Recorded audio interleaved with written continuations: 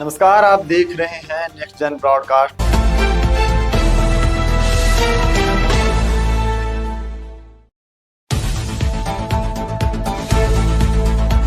मैं हूं आपके साथ शुभम बाध और आज हम बात करेंगे नागपुर वायलेंस के बारे में। तो आइए जानते हैं इस वीडियो के माध्यम से आखिर में क्या है नागपुर वायलेंस।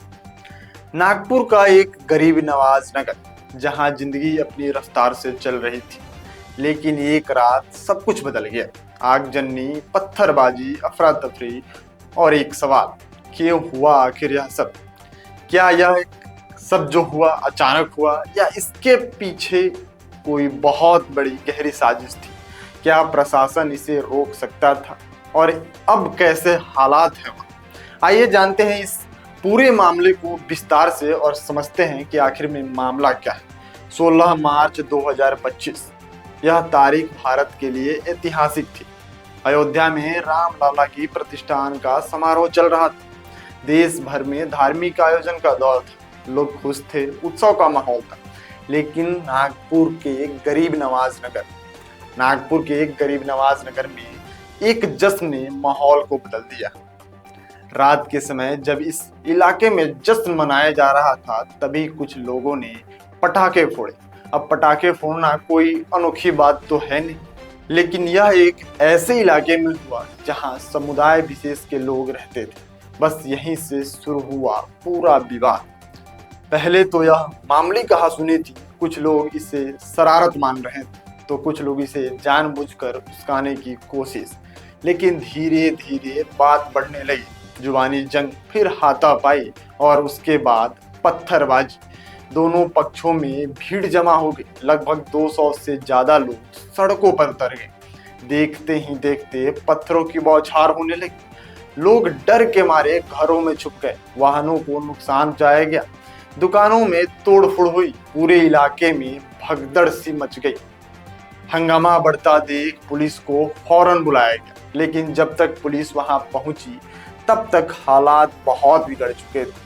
10 से 12 लोग घायल हो चुके थे। पुलिस ने स्थिति को नियंत्रित करने के लिए लाठीचार्ज भी किया, आंसू गैस के गोले भी छोड़े और भीड़ को तितर बितर भी किया।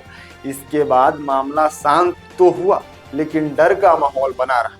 पुलिस ने दोनों पक्षों के लोगों के खिलाफ FIR दर्ज भी की। विशाल शाह, जिनका उम्र 34 वर्ष, और मेहजबी मलिक, जिनका उम्र 36 वर्ष, 2 लोगों के नाम पर क्रॉस शिकायतें दर्ज करवाई गई। दंगा भड़काने और अवैध रूप से इकट्ठा होने का और हमला करने का आरोप लगा, लेकिन किसी की गिरफ्तारी अभी तक नहीं हुई। लेकिन एक सवाल उठता है, क्या पुलिस पहले से सतर्क होती तो यह जितना भी सब हुआ घटना वो क्या टल सकती थी? क्या पुलिस के थोड़े अलर्ट मोड पे रहने से सारी चीजें कंट्रोल हो सकती थी? अब सवाल यह भी है कि आखिर यह घटना क्यों हुई? क्या यह बस एक छोटी सी बहस थी जो बढ़कर दंगे में तब्दील हुई, या फिर इसके पीछे कोई बहुत बड़ी गहरी वजह थी? पहली वजह धार्मिक भावनाएं।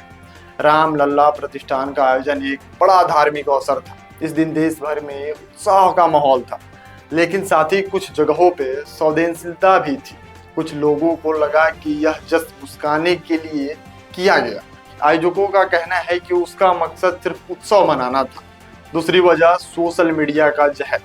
घटना के कुछ ही घंटों के भीतर सोशल मीडिया पर भड़काऊ मैसेज वायरल होने लगे। एक समुदाय विशेष के लोगों को जानबूझकर पटाखे फोड़े ताकि दूसरे समुदाय को भड़काया जा सके। वहीं दूसरी ओर एक दावा यह भी किया गया कि यह समूह एक शांतिपूर्ण समारोह पर हमला कर दिया। लेकिन क्या ये खबर सच थी या सिर्फ अफवाहें? तीसरी वजह चुनावी राजनीति। कई राजनीतिक विश्लेषकों का मानना है कि यह घटना सिर्फ महज एक संयोग ही नहीं था, बल्कि किसी बड़े राजनीतिक खेल का हिस्सा हो सकती है। चुनाव नजदीक है और कई बार सांप्रदायिक तनाव को राजनीतिक फायदे के लिए भड़काया जाता है। क्या इस बार भी कुछ ऐसा ही हुआ था? इस हिंसा का असर केवल उन लोगों पर नहीं पड़ा जो इसमें शामिल थे, बल्कि पूरे समाज पर पड़ा। लोग डरे हुए थे, छोटे दुकानदारों को बहुत ज्यादा नुकसान हुआ, बच्चे स्कूल नहीं जा पा रहे थे और सबसे बड़ा असर सांप्रदायिक सद्भाव को एक और गहरा चोट। जो लोग सालों से साथ रह रहे थे अब एक दूसरे पर शक करने लगे। यह सिर्फ नागपुर ही नहीं, पूरे देश की समस्या है। अगर हर घटना के बाद समाज दो धड़ों में बंट जाएगा तो इसका अंत क्या होगा। घटना के बाद पुलिस ने इलाके में गश्त बढ़ा दी। अफवाहों को रोकने के लिए साइबर सेल को अलर्ट कर दिया गया। पुलिस ने सोशल मीडिया पर भड़काऊ पोस्ट डालने वालों पर कड़ी नजर रखना शुरू कर दिया। लेकिन क्या इतनी ही कार्रवाई काफी है? क्या सरकार को और कड़े कदम उठाने चाहिए? क्या प्रशासन को पहले से ही नहीं पता था कि ऐसा कुछ हो सकता है? स्थानीय नेताओं और धर्मगुरुओं ने शांति बनाए रखने की अपील की, लेकिन जब तक ऐसे विवाद होते रहेंगे तब तक क्या ऐसी अपीलों का कोई असर भी होगा? तो इस घटना से हमें क्या सीख मिलती है? सबसे पहली बात, अफवाहों से बचे। सोशल मीडिया पर फैली हर बात सच नहीं होती है। किसी भी खबर पर भरोसा करने से पहले उसकी सच्चाई जांच लें। दूसरी बात, हिंसा किसी भी समस्या का समाधान नहीं हो सकती। जो लोग ऐसे विवादों में शामिल होते हैं वे सिर्फ समाज को तोड़ने का काम करते हैं। तीसरी और जो सबसे जरूरी बात है, हमें एकजुट रहना चाहिए। नफरत फैलाने वालों की पहचान करनी होगी और उनके इरादों को नाकाम करना होगा। नागपुर की यह घटना सिर्फ एक चेतावनी है कि अगर हम सतर्क नहीं रहे तो आगे भी ऐसी घटनाएं हो सकती हैं। आज नागपुर धीरे धीरे सामान्य हो रहा है, लेकिन जो हुआ उसे भुलाया नहीं जा सकता। इस घटना ने हमें याद दिलाया कि हमारे देश में शांति और सद्भाव बनाए रखने के लिए कितना जरूरी कदम उठाना पड़ेगा।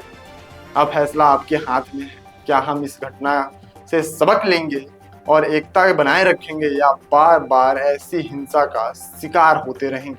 अगर आप चाहते हैं कि ऐसे विषयों पर और विस्तृत में जानकारी आप तक पहुंचे तो इस वीडियो को शेयर जरूर करें और हमारे चैनल को सब्सक्राइब करना बिल्कुल ना भूलें और कमेंट बॉक्स में अपनी राय जरूर लिखें। जय हिंद, जय भारत।